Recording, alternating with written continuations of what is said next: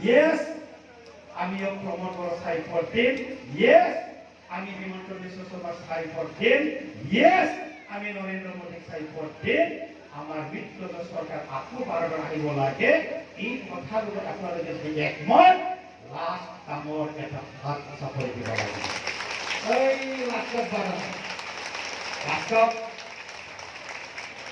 তো বহুত বহুত ধন্যবাদ আশা ৰাখিছো